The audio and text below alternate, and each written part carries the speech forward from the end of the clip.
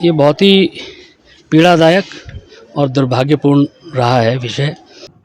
तो मैं धन्यवाद कर रहा हूँ माननीय मुख्यमंत्री जी का भी। मेरी मर्यादाएं हैं हर सब चीज़ को लेकर। कैबिनेट मंत्री प्रेमचंद अग्रवाल की विदाई का रास्ता साफ हो चुका है और अब उस पर आखिरी कील ठोकी जानी बाकी है। मंत्री की कुर्सी जाएगी, इसे लेकर चर्चाएं पहले से ही थी और अब दिल्ली में धामी की मुलाकात ने ये भी तय कर दिया है कि किस तरीके से आने वाले दिनों में कैबिनेट का विस्तार होना है, कैबिनेट में फेरबदल होना है और इस फेरबदल की चपेट में प्रेमचंद अग्रवाल आएंगे, इसकी उम्मीद पूरी है। उस पर अनिल बलूनी ने भी अब मुहर लगा दी है। बलूनी ने साफ साफ संकेत दे दिए हैं कि आने वाले दिनों में क्या और किस तरीके से होने वाला है, क्योंकि प्रेमचंद अग्रवाल ने जो बयान दिया उस बयान के मायने बड़े गंभीर थे। उस बयान का घाव बहुत गहरा हुआ और उस घाव के बाद अब बीजेपी नासूर बनने नहीं देना चाहती। देखिए, ये बहुत ही पीड़ादायक और दुर्भाग्यपूर्ण रहा है विषय।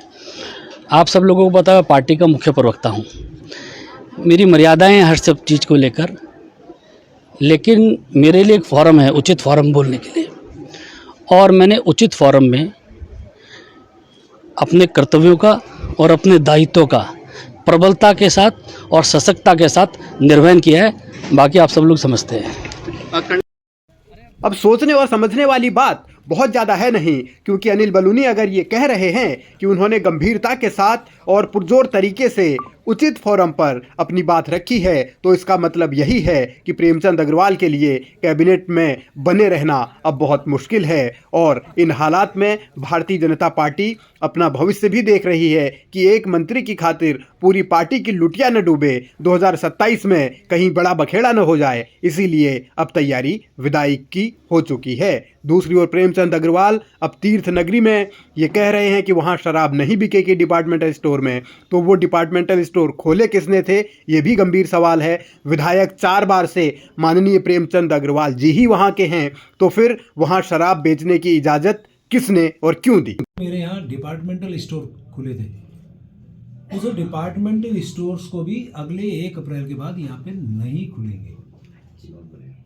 ये मेरे द्वारा माननीय मुख्यमंत्री जी को लगातार कहा गया था।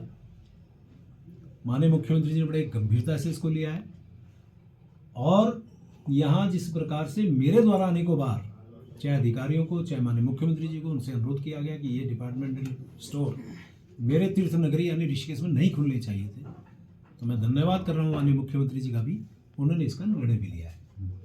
यानी कि वैध इस रूप में और अवैध किसी रूप में नहीं, हमारे यहाँ पे नहीं होना चाहिए। पुराना 1 अप्रैल के बाद डिपार्टमेंटल स्टोर बंद होंगे। प्रेमचंद अग्रवाल शराब के डिपार्टमेंटल स्टोर बंद कराने के फैसले को लेकर धामी का आभार जता रहे हैं, लेकिन एक बार सवाल फिर वही घूमकर आता है कि माननीय प्रेमचंद अग्रवाल जी 4 बार से विधायक आप ही वहां के हैं, तो फिर आपकी इजाज़त के बगैर वहां शराब की दुकानें खुली कैसे? दूसरी ओर जब प्रेमचंद की विदाई की अटकलें लग रही हैं, विदाई का वक्त करीब आ रहा है कैबिनेट से, तब अनिल बलूनी ने संकेत दिए हैं, तो यानी अब धामी के सामने भी ये चुनौती है कि वो अपने प्यारे मंत्री, प्यारे दोस्त को कब तक और किस तरीके से बचा पाएंगे।